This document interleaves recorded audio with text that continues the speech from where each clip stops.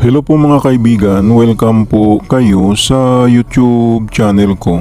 Ibabahagi ko po sa inyo ang kapangyarihang bertudis ng mutya ng sigbin ng mga engkanto na tinatawag po sa amin na aso mulang.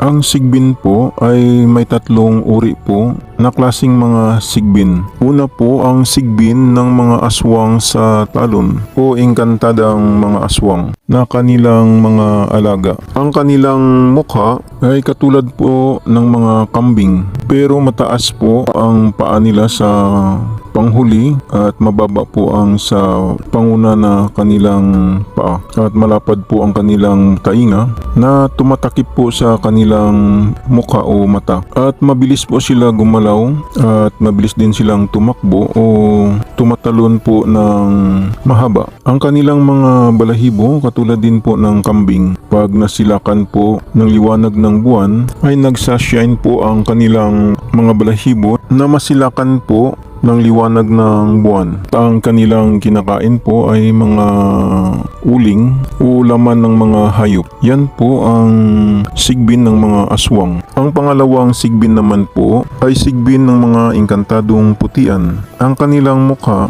ay halintulad po sa mga daga pero napakaliit po nila na mga daga. Ang kinakain po nila ay tapol na luya at tapol na bigas.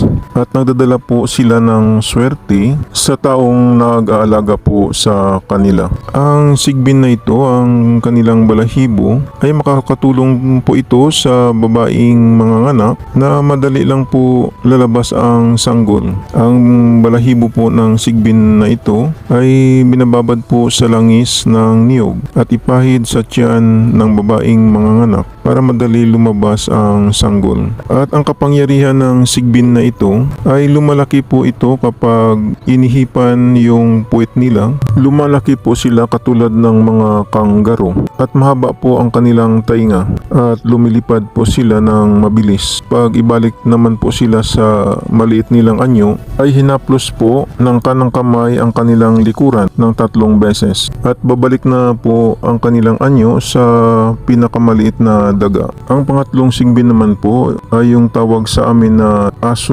mulang na alaga po ng Tres Marias Encantada. Ang sigbin na ito ay halintulad po ito sa aso. Mahaba po ang kanyang balahibo at mahaba din ang kanyang buntot at may nakatagong mutya ang sigbin na ito at ang kanyang mutya ay napakaganda sa buhay at pamumuhay. Maswerte sa kabuhayan at may kapangyarihang bertudis ito na panglihis sa bala at patalim. Panglihis din ito sa mga hindi inasahang panganib at nagdadala po ito ng swerte sa buhay. Ang mutya ng sigbin ay may kapangyarihang bertudis po ito na matagal tumanda ang taong nag-aalaga po nito at may kapangyarihan po ito na pangpalakas ng katawan at hindi madaling kapitan ng mga sakit at depensa po ito sa mga taong masama at depensa din ito sa mga magnanakaw na hindi makapasok sa inyong bahay at may kapangyarihang bertudis po ito ng tagulilong o tagabulag na hindi po kayo makikita ng taong may masamang tangkas sa inyo habang natutulog po kayo at marami pa ang kapangyarihan na taglay ng mutya na ito. Tingnan na lang po ninyo ang kanyang video.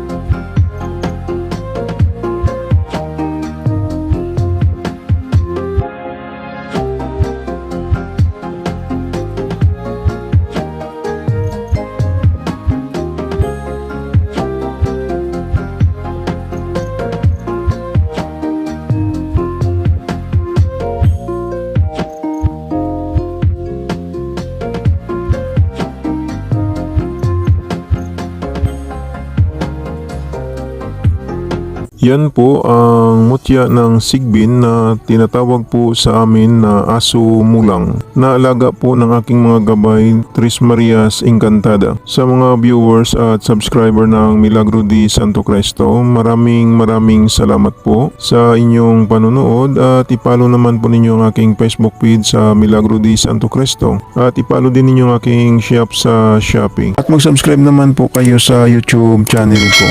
Panoorin na lang po ninyo ang second channel ko sa YouTube sa Milagro di Santo Cristo 2. Baka may magustuhan po kayo na mga lamang gamot na magagamit po ninyo. Paalala lang po, ang mga mayuwagang dasal at orasyon na binabahagi ko sa inyo ay gagamitin lang po ninyo sa kabutihan.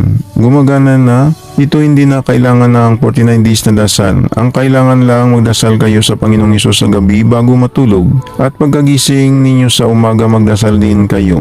Mananalig lang sa Panginoong Hesus para lalong lalakas ang mga pagsambit sa mga mahiwagang orasyon na gagamitin po ninyo. Yan lang po, maraming salamat at God bless sa inyong lahat.